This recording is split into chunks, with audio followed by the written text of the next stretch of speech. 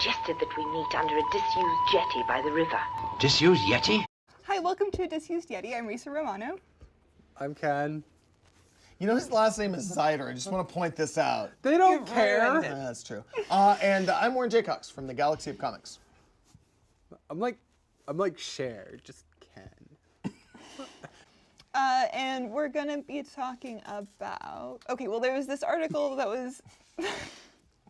There's this article that was making its way around the internet about how they're talking about when Moffat leaves the show and Chris Chibnall takes over as showrunner, the possibility of them doing a more American-style writer's room for season 11. Who's taking over? Thank you. That's what I was about to ask. Chris Chibnall, What's he done? Yeah.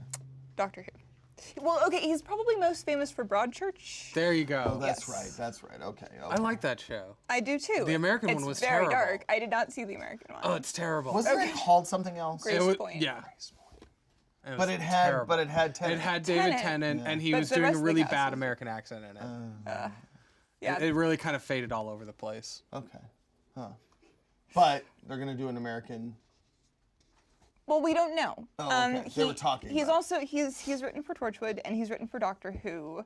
I've seen both those. Right, he's on both of those. Yes. I've seen them. What Torchwood did he do? 'Cause He there's like unfortunately- there's like one good season of There- Torchwood. He did a few, but unfortunately, the one that he's remembered for is the Cyberwoman episode. I don't think I saw that one. It has some issues. I'm assuming so because Warren's groaning like Tina on Bob's Burgers. Yeah. I mean, I'm a completist, so I needed to watch all of it, Right. and wow, I wish I hadn't. Yeah. But he also wrote Dinosaurs on a Spaceship, which I love that Sounds episode. very different. Sounds flavor. all right, right. and it was really fun. That's like my favorite Matt Smith episode. It's a Doctor's Wife. But other than that, Okay, that's a good one too. Yeah. I'd maybe go with Dinosaurs. Gets the gang together. Yes, exactly. But so his writing, it's like that's very different than say Broadchurch, which is very Yeah. dark. Right. So I honestly have no idea what direction that will mean for the show, and I think that that kind of matters when you're deciding how you want to set up who's writing for the show and a story arc and all of those important things. Do you guys, are you familiar with how American writers' rooms work? Yeah, we went to that Jessica Jones thing, and they had people, and they're all in a group. And Yeah. They team up. And Right, exactly, and they all sort of work Right. together, which is different than, do you guys know how Doctor Who works? I guess not. No. Yeah, actually, I don't know how Doctor Who Okay. works. How do they do it? There's a showrunner, Okay. and Stephen Moffat. right now, and and he will write usually like the beginning and the ending, and then in the beginning, I mean in Wait, the wait. middle. Are we talking episodes, like beginning episode and ending episode? Right, and usually Okay. those are two-parters. Okay. And then in the middle, people will come in and, Pitch stuff. two things will happen. Either they will come in and pitch, Right. or he will assign them an episode to write. And like, for instance, Jamie Matheson came in, pitched Flatline, got the job, wrote that episode, and then Stephen Moffat went to him and said, "Oh, I have another episode," and he wrote Mummy on the Orient Express, which was I like that basically one. Oh, I like did like that one. that was like kind of commissioned by Moffat, and then Matheson wrote it. Okay. So that's how that works, and they don't work together like in a big writing room team. There is no room. They're all in their own houses, Right. and then they send scripts back and forth and do rewrites. Okay. So I'm not sure how crazy season 9 was better, but I'm not sure how I felt about the writing recently, and I'm wondering if maybe just having a shakeup would be a good thing. Yeah, I think new blood will help Yeah. regardless. I mean, seriously. Unless he's a Moffat, clone. Yeah. That'd be horrible. Even if he were. What if there was a whole army of Stephen Moffats? Just a bunch of very angry British guys just walking around going, "Everybody's mean to me, man." Specifically Scottish, like Yeah. angry Scottish. I can't do a Scot. I don't do accents. Well, you weren't doing an English accent. Yeah, either. yeah. And that's what I said. I don't do accents. I'm just saying that's what he says. He says, "Everybody's mean to me." Meh. So we like the idea of maybe doing an American Yeah. style writers room. Yeah. That's not a usual thing that they do over there in general. I mean, it's not terribly different. It's still a group of people. They're just actually in the same room together. Right. versus Right. Yeah. It's a little everybody's bit just more corresponding collaborative. through- Yeah. yeah. And again, I don't really know how Chibnall worked. I think he probably did the majority of the writing for Broadchurch. Partially because it's such like a mystery thing and it all Yeah. ties together so So closely. you're saying a showrunner really controls, at least in the UK, a showrunner really controls the stories in general, as opposed to having like the writing rooms where it's literally 5, 6, 7, 8 different people are all just kind of throwing ideas at each other. And, okay. I mean, Well, they still have showrunners over here. I like the idea. I think that's a good idea. I mean, look, when it comes right down to it, like he mentioned, we went to the Jessica Jones. I saw the showrunner of that at a different thing Oh, talking. really? Yeah. Interesting. And they kind of talked about their like creative process. It was interesting. It's like, okay, that makes actually a lot of sense. You Yeah. know, once you sit there and you get 5 or 6 or 7 people that are that are intelligent and are good writers and they know what they're doing, and they start throwing out ideas and they start kind of reworking, and all of a sudden it kind of becomes a different animal. It's Right, like, wow, right. this character isn't just you or him, it's all of us, which is cool. And I like something that I think that we get from writers' rooms that it's not that it doesn't happen in Doctor Who because they have enough of the same people cycling through, but if you look at an American show, it's a lot easier. And as a writer, I like this, to be able to recognize a writer's voice. Like, you can watch an episode and go, oh, this must have been written by whomever. Yeah. I mean, on the one hand, I would be curious to see what Chris Chibnall would do if he were to approach it like Stephen Moffat as a different writer, But on the other hand, sounds very dictatorial. But on the other hand, Yeah. I would like to see them just, like, let's take a step back and just switch everything up. Yeah. Except maybe not the Doctor. Yeah.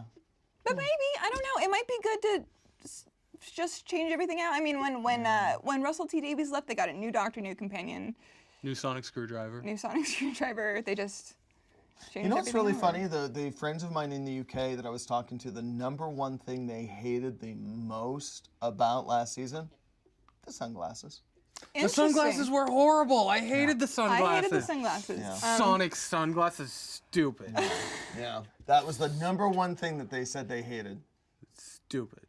That is interesting. I mean, I was not a fan of them, so I can kind of understand where they're coming from. They literally stopped watching halfway through. I was like, you gotta keep watching because He does get the screwdriver That's what I back. said. That he gets the screwdriver back. That will be a thing next season. Yada yada yada. And yeah, they'll watch. I mean, I think I know sort of why he did it, because they're going with sort of like, he went from being Grumpy Doctor in season 8 to Grumpy Punk Doctor in season 9, which I preferred. Right. But Played a guitar. but because I think going with like So this sort of like cool. electric guitar thing, they were like, let's just give him sunglasses. But okay, so he can wear sunglasses. Don't make them.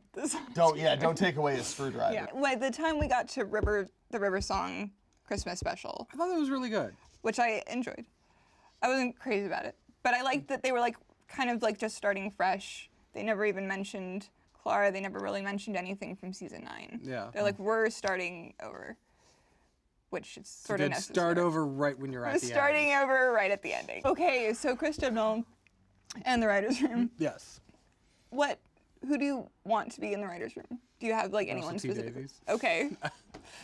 But not as showrunner? Would you be okay with him just being? No, I'd be cool if he came in and did like a couple episodes or something. I think that would be really fun. Okay. Some of those Joss Whedon people would be interesting, like a Tim Minear or. Would they? I don't know a lot of British writers, so. Well, are there episodes that stand out to you as like, oh, that person could be? Russell T Davies. I said that. That's what I said. Yeah. Okay, if you were to go into season 9 and pick out writers that you would want to write, continue to write for Chris Chibnall, who would you choose? Like, what was an episode for you? That you're like, yes, that writer. Wow. Season 9 wasn't that rough. Season 8 was that rough. See, the problem is, I mean, it all kind of. Yeah, it kind of blends together. It all kind of blends together Yeah. for me. I did actually like the Death of Clara episode where she, where Sarah we Dollard, all yeah. think she's dead, but she's not. But it's, at least that episode I really liked listen, that. Sarah Dollard killed her off. It was Moffat that brought her back. So Yeah. Who? Moffat. No, who? The first one? Sarah Dollard. Oh, who's Dollard.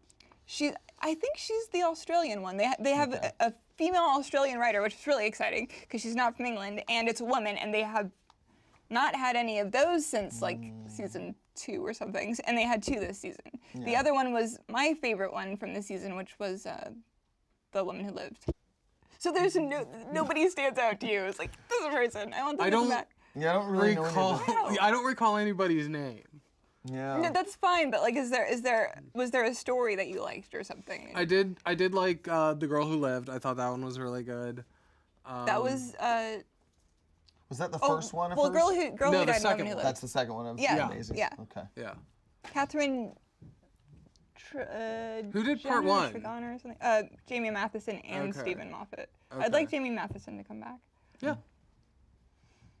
Okay. Between Flatline and Mummy. And Which one was Flatline? That's the one with the people in the walls, the 2-dimensional monsters. Oh, okay. Yeah, that one was cool. And the tiny TARDIS. The tiny TARDIS. Yeah. That was fun. I like the idea of sort of a round table as opposed to, again, I kind of feel like, Moffat being like the end all be all. It seems sort of dictatorial. But the thing is, I think Do you that call him was Dick or Mr. Tater?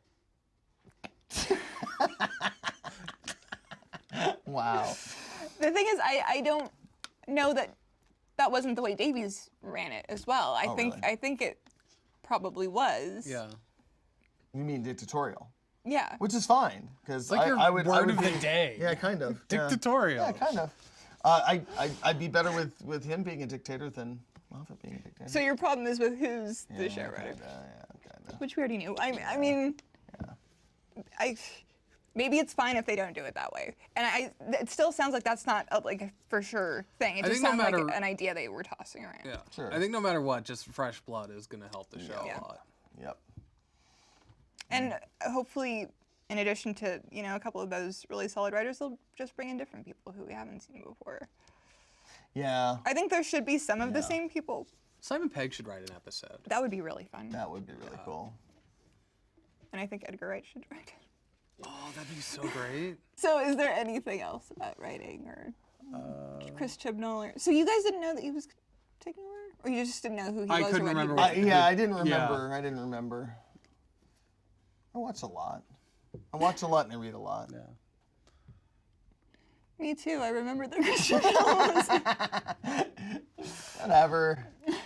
I am reading a book on Joss Whedon's productions overall. It's actually really interesting. What's Joss Whedon doing now? Absolutely nothing. Although I haven't gotten to the end of the book, so maybe okay. something. I don't know.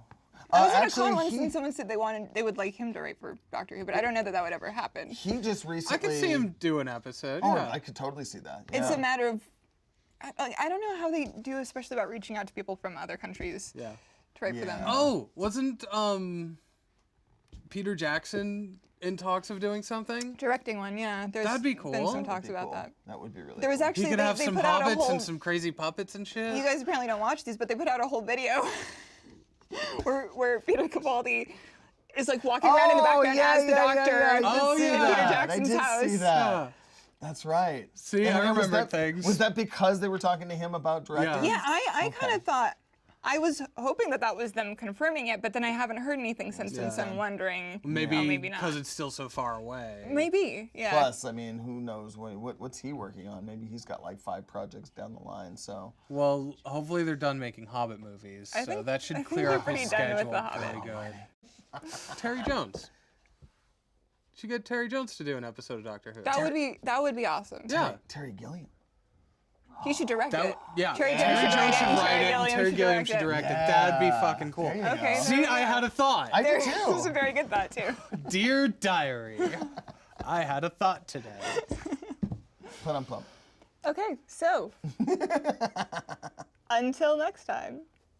Bye. Bye. Disused Yeti? We calling it? We're calling it. All right. We kind of ended that one.